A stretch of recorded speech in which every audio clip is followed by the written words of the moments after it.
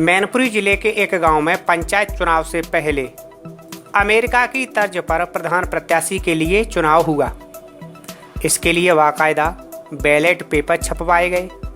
ग्रामीणों ने मतदान किया। गांव के एक मंदिर परिसर में प्रधान प्रत्याशी के लिए आंतरिक चुनाव संपन्न हुआ। अब इस चुनाव में जीतने वाला प्रधानी का चुनाव लड़ सकेगा। हमारे यहाँ प्रक्रिया बिल्कुल उस तरीके से हुई जिस तरीके से चुनाव प्रक्रिया होती है। बिल्कुल निष्पक्षता के साथ चुनाव हुआ। गांव ने, मैनेजमेंट ने अपना ठीक तरीके से कराया। प्रत्याशियों ने उनका पूरे तरीके से सहयोग किया।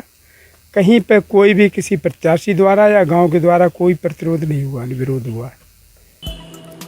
आपको बता दें कि विकास खंड सुल्तानगंज के गांव औरंद में ग्रामीणों ने प्रधान प्रत्याशी के लिए चुनाव कराया। दरअसल ग्राम पंचायत औरंद के बुजुर्गों का कहना है कि कई प्रत्याशी चुनाव मैदान में उतरेंगे तो एक ही जीतेगा, लेकिन इसे लेकर आपस में रंजिश जरूर हो जाएगी। ऐसे में लंबे मंथन के बाद ग्रामीणों ने प्रत्याशी चयन के लिए मतदान कराने का निर्णय लिया। आंतरिक चुनाव के लिए बाकायदा 3 प्रत्याशियों के फोटोयुक्त मतपत्र छपवाए गए। इसमें गांव निवासी सतपाल सिंह, सुनील चौहान और अखंड प्रताप ने बतौर प्रधान प्रत्याशी के लिए चुनाव मैदान में अपना भाग्य आजमाया। दोपहर 1 बजे तक 5 स्थानों पर चले मतदान में कुल 1138 ग्रामीणों ने प्रधान प्रत्याशी के चयन के लिए मतदान किया। वोट इसलिए दिया है कि हम लोग इसे चाहते हैं प्रधानी का इलेक्शन हो, एक ही खड़ा हो और मेरे गांव में ही प्रधानी रहे जी, बाहर ना जाए। शाम तक वोटों की गिनती की गई। इसमें अखंड प्रताप को 724, सत्यपाल को 384 और सुनील चौहान को केवल 30 मत प्राप्त हुए। इसके बाद गांव के बुजुर्गों ने अखंड प्रताप को प्रधान प्रत्याशी चुने जाने का निर्णय लिया। उद्देश्य हमारा ये था, पहले वर्ष कई वर्षों से हमारे प्रधानी चलती रही, फिर बाद में हमारे यहाँ लोधी राजपूत प्रधान हो गया, 2 बार हो गया। अब हम इस वजह से गया कि हमारे गांव में 8 लोग खड़े हो गए, नहीं जीत पाए। तो अब की बार ये मीटिंग हुई थी, हम लोगों को 2 बार हो चुकी है कि 3 प्रत्याशी गाँव तैयार हुए खड़े होने को। तैयार हुए तो उसमें कहा गया था जो एक जीतेगा वो ही गाँव से प्रधानी पद का उम्मीदवार होगा, और अगर दोबारा 2 आदमी दूसरा खड़ा होता है उसके बाद भी तो उसको गांव से उसको बहिष्कृत किया जाएगा।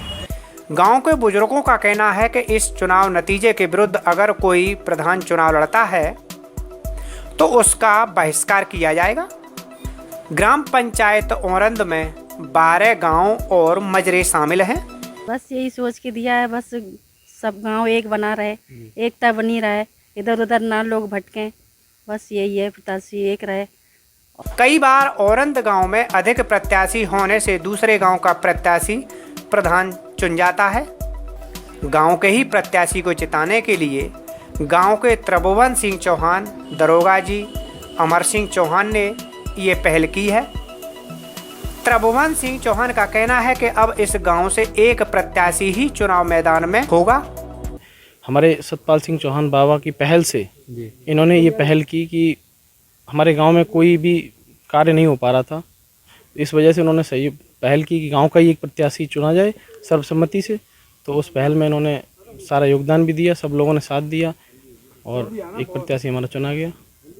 मुख्य उद्देश्य क्या रहा? मुख्य उद्देश्य ये रहा कि क्या होता था, प्रधानी के चुनाव में आपसी रंजिश हो जाती थी कई चीज़ों, उन चीज़ों से बचने के लिए हम लोगों ने अपनी सब एकता बनाने के लिए एक एकता की वजह से, हमें किसी जातिवाद से मतलब नहीं, हमें अपनी एक गांव की अखंडता को वो बनाने के लिए हमने ये कदम उठाया और हमारे बुजुर्गों ने इतना बड़ा योगदान दिया, वो किया। हम लोगों नई पीढ़ी को एक नया संदेश दिया कि हम सब लोग एक हैं और हमारा एक प्रत्याशी हो।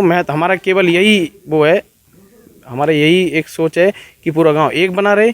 उद्देश्य हमारा ये रहा कि हर बार प्रधानी के चुनाव में 4-5 लोग खड़े हो जाते थे। गाँव के बुजुर्गों ने सबने ये तय किया कि गांव में एक ही प्रत्याशी हुआ, इसलिए ये पहल करके गांव की एकता को दर्शाया गया है। एक संदेश दिया गया है कि औरंद गांव में पढ़े लिखे लोग रहते हैं और हमारा बहुत सभ्य गांव है।